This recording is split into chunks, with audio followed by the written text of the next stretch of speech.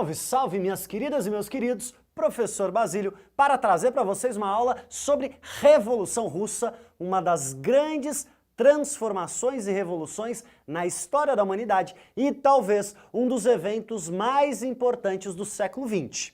Por que eu digo que ela é um dos eventos mais importantes? Porque praticamente todos os eventos políticos a nível mundial têm alguma relação com a Revolução Russa. Seja para defender o seu legado e expandir, seja para combater e reduzir as influências da Revolução Russa.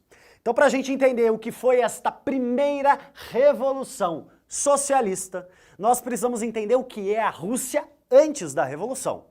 A Rússia pré-revolução era um Estado absolutista. A Rússia, antes de 1917, ainda era um Estado muito parecido com a Idade Média. Camponeses trabalhando em terras de nobres. Um rei com um poder absoluto.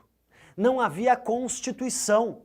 Em outras palavras, não havia acontecido na Rússia uma Revolução Francesa. Lá ainda não havia igualdade, liberdade e fraternidade. A Rússia era um país economicamente atrasado, a Rússia não tinha indústrias. As indústrias estavam chegando muito lentamente no território russo.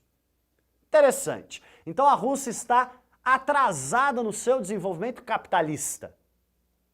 Ao mesmo tempo, a Rússia entrou na Primeira Guerra Mundial.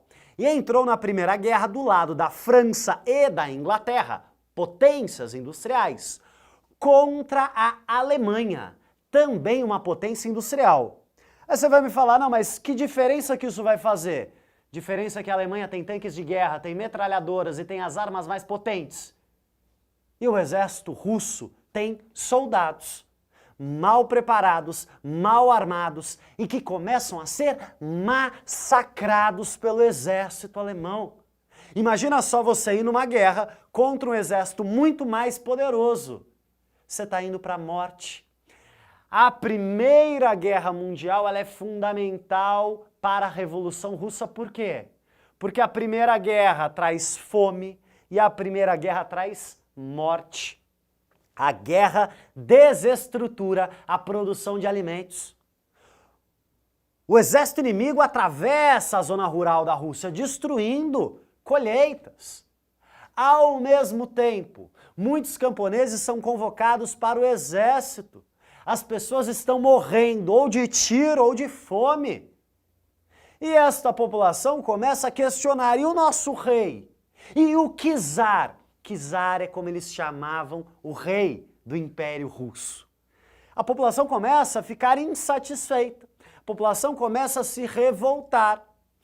Ao mesmo tempo, e isso é muito importante, os trabalhadores das poucas fábricas que estavam se desenvolvendo na Rússia, eles começam a se organizar. Eles vão se organizar em associações de trabalhadores. Essas associações são chamadas de sovietes. Sovietes são conselhos operários. Então os trabalhadores vão se juntando ali falando, olha só, veja bem, a gente precisa se cuidar aqui, a gente precisa organizar essa produção, a gente precisa reivindicar os nossos direitos, direitos esses que não existiam. Olha que interessante. A Rússia estava ali, era um país atrasado, e estava experimentando suas primeiras indústrias. Só que ainda não havia liberalismo na Rússia. Então a Rússia conseguia viver o pior dos dois mundos. Não havia direitos individuais. E por outro lado, estava se acontecendo um desenvolvimento industrial.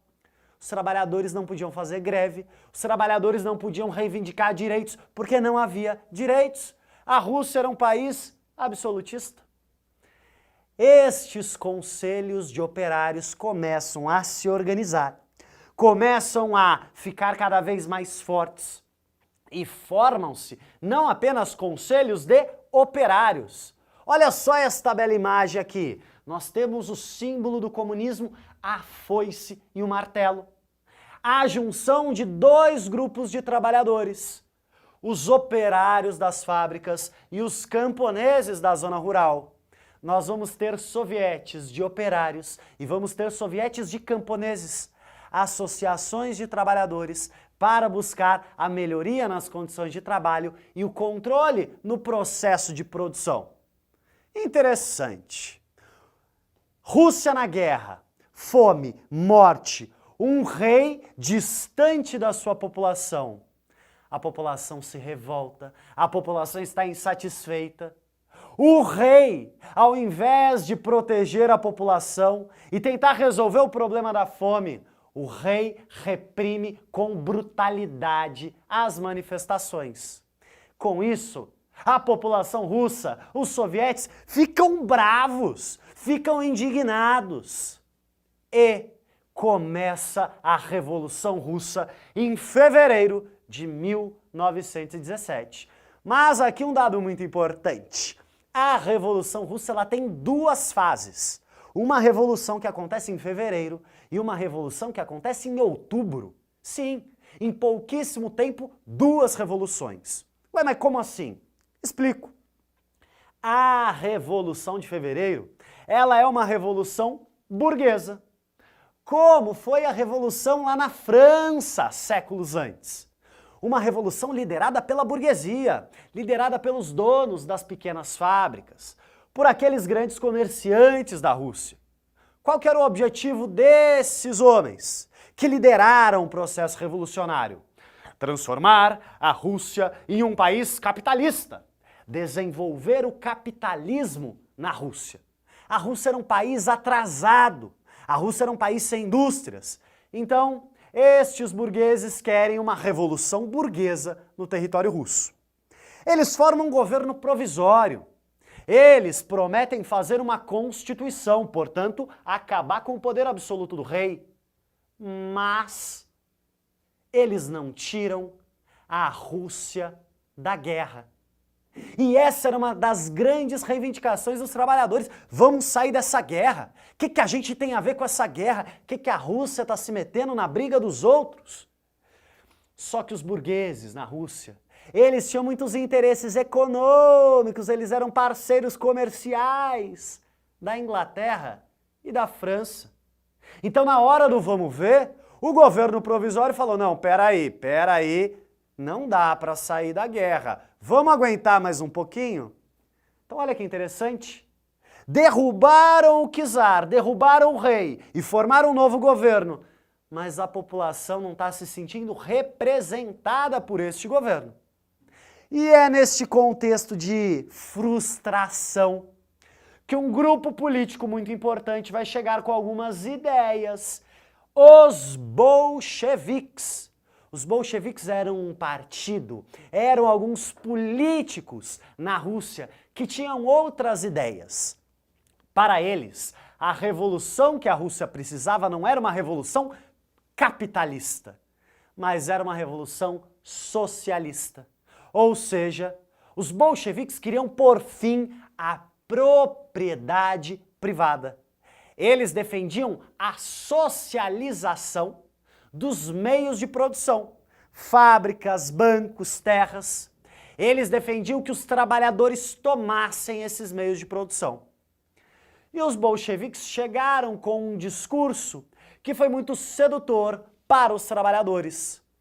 O grande líder dos bolcheviques, Vladimir Lenin, no seu mais importante discurso, disse assim: precisamos de paz, precisamos de pão, precisamos de terra. Paz, pão e terra. Era este o programa dos bolcheviques. E com isso os bolcheviques foram ganhando popularidade. Lenin vai ter outra frase muito marcante. Todo o poder aos sovietes. Não mais um governo provisório, mas os sovietes devem tomar o poder. Os bolcheviques tinham tanta popularidade que em outubro de 1917, os bolcheviques, com o apoio dos sovietes, vão tomar o poder. Ou seja, vão derrubar o governo provisório e vão chegar ao poder na Rússia. Esta revolução é a primeira revolução socialista da história.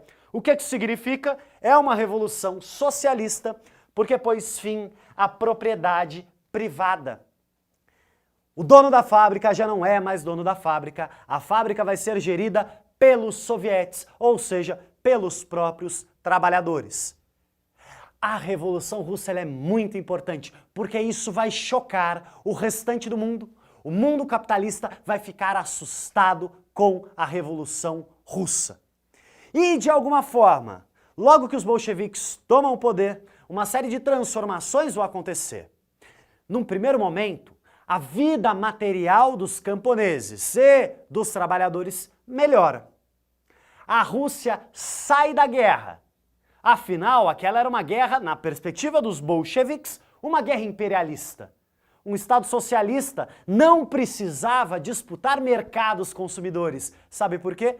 Porque no mundo socialista a economia não é de mercado. A produção não acontece para abastecer um mercado. As coisas não têm um valor de troca. A produção acontece para abastecer as necessidades do povo russo. Nós vamos ter um avanço, uma melhora material de vida na Rússia depois da Revolução. Ao mesmo tempo, nós vamos ter uma série de direitos que são expandidos, uma melhora na condição de trabalho, a participação da mulher. Será na Rússia, após a Revolução, que uma mulher vai ocupar o cargo de ministra de Estado. E olha que interessante, todas essas ideias estão circulando para o mundo capitalista. A Revolução Russa vai transformar também o capitalismo. Ou o capitalismo cria melhores condições de trabalho, ou o capitalismo cria uma abertura maior aos trabalhadores. Ou os trabalhadores podem querer fazer também, em seus países, uma revolução socialista. Então perceba, capitalismo e socialismo vão se retroalimentando e vão estabelecendo relações. Só que esta grande esperança de um mundo livre, sem distinção social e com igualdade, sofre alguns abalos. Depois de alguns anos, chega ao poder Stalin. Stalin vai ser o grande líder da União Soviética. Mas Stalin, para manter o controle na União Soviética, vai burocratizar as relações políticas e vai imprimir um regime autoritário. Vai progressivamente cercear as liberdades, vai tirar grande parte do poder dos sovietes. A ideia inicial era que os trabalhadores decidissem e então o governo atendesse às decisões dos trabalhadores. Mas o que vai começar a acontecer vai ser o inverso. O governo determina e os sovietes devem acatar. Para a gente fazer um breve fechamento, a União Soviética, a União das Repúblicas Socialistas Soviéticas vai existir de 1922 até 1991. Um país agrário vai se transformar em uma potência industrial. O socialismo é um paradigma do século XX. Um breve resumo, vimos aqui a Revolução Russa, a primeira revolução socialista do mundo. E olha só, a União Soviética acabou faz muito pouco tempo. A gente ainda está vivendo um pouco da transformação de um mundo sem socialismo. E isso modifica claramente a nossa vida. O capitalismo também se modifica profundamente. Agora, você vai poder tirar foto aqui dessa lousa para organizar os seus estudos. Um forte abraço!